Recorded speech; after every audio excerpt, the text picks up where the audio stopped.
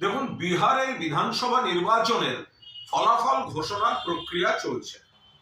তো এখন এ বিষয়ে চূড়ান্ত কোনো মন্তব্য বিশ্লেষণ করার কোনো সময় এখনো আসেনি। প্রবণতা হয়তো স্পষ্ট, কিন্তু আমাদের সর্বোচ্চ নেতৃত্ব খতিয়ে দেখছেন।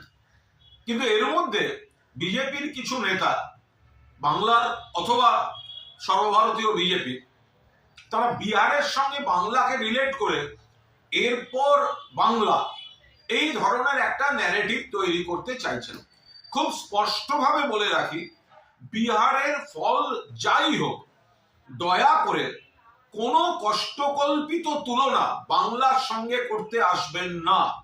বিহারের ফলাফলের বিন্দুমাত্র প্রভাব বাংলায় পড়বে না। আপনারা এসআইআর বা এই ধরনের যা ইচ্ছা চক্রান্ত করতে পারেন, তার মোকাবিলা মমতা ব্যানার্জির নেতৃত্বে অভিষেক ব্যানার্জির সেনাপতিত্ব হবে। কিন্তু বাংলার রাজনীতির ফ্যাক্টরগুলি সম্পূর্ণ আলাদা।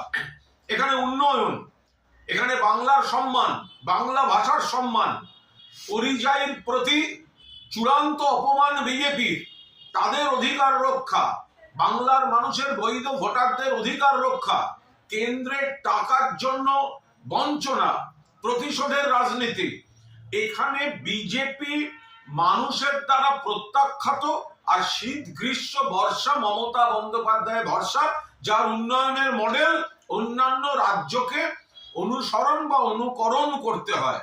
ফলে বিহারের রেজাল্ট যাই হোক, তার প্রভাব বাংলায় পড়বে না এবং সম্পূর্ণ ফ্যাক্টরগুলি আলাদা।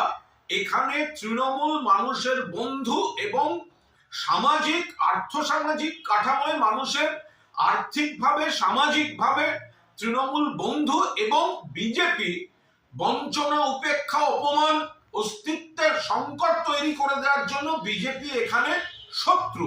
ফলে 250 আসন নিয়ে প্লাস মাইনাস চতুর্থবারের জন্য বাংলায় মুখ্যমন্ত্রী হতে চলেছেন মমতা বন্দ্যোপাধ্যায়। বিজেপি যে নেতারা বিহার দেখিয়ে বাংলা টেনে সকাল থেকে মন্তব্য করছেন, তারা অকারণ পরিশ্রম করছেন। বিহারের সঙ্গে বাংলার ফ্যাক্টরগুলির মিল নেই এবং বিহারের নির্বাচনের কোনো প্রভাব বাংলায় পড়বে না। বাংলায় তৃণমূলের পাশে মানুষ ছিলেন, আছেন, থাকবেন, এবং বিজেপি এখানে প্রত্যাখ্যাতই থাকবে। আর বাকি নির্বাচনী বিশ্লেষণ বিহারের, সেটা আমাদের নেতৃত্ব খতিয়ে দেখছেন।